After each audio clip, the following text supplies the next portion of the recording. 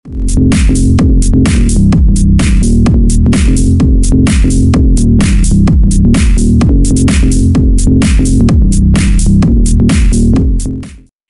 Everyone, मैं हूं सान्या चक्रवर्ती और आप सभी का हमारे channel Enrich News Sports Talk पर स्वागत है।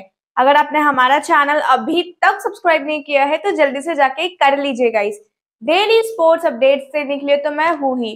तो चलिए आज भी कुछ स्पोर्ट्स अपडेट्स देखते हैं। पेरिस गेम्स में ब्रॉन्ज मेडल जीतने वाले युवा पहलवान अमन सहरावत का यह पहला ही ओलंपिक है।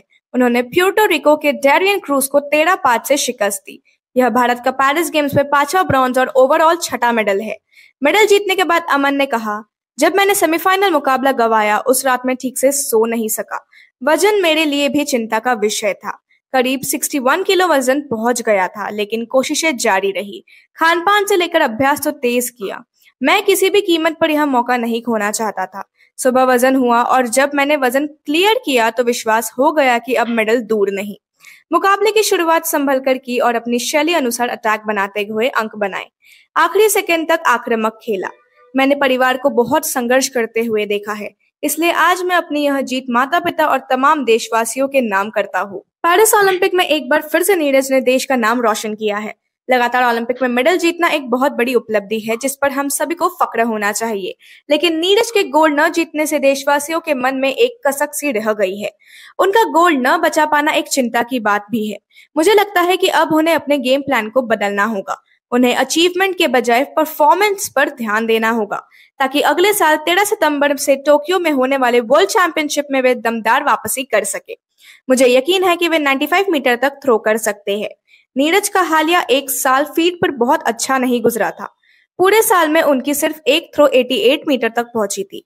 नीरज के खेल की विशेषता उसकी निरंतरता रही है। यही यह पहलू रहा जिसकी कमी नजर आई। पुरुषों की 10 किलोमीटर मैराथन स्विमिंग में हंगरी के क्रिस्टोफ रसोव्स्की ने ऐतिहासिक जीत दर्ज की। उन्होंने इस इवेंट में हंगरी को पहला गोल्ड दिलाया। पिछले साल क्रिस्टोफ 0.25 सेकंड से गोल्ड से चूक गए थे।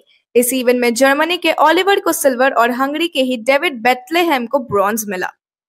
मोरक्को पुरुष फुटबॉल टीम ने ब्रॉन्ज मेडल मैच एक तरफा जीता। उन्होंने मिस्र को 6-0 से हराया।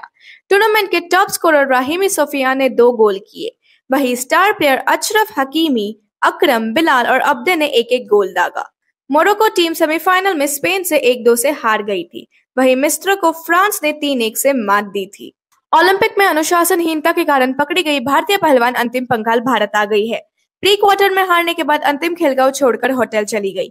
वहां कोच व बहन रुके हुए थे। उन्होंने बहन को अपना मान्यता पत्र लेकर खेलगांव से सामान लेने भेज दिया और पकड़ी गई। अंतिम ने कहा, मेरी तबीयत ठीक नहीं थी और अनजाने में मुझसे गलती हुई है।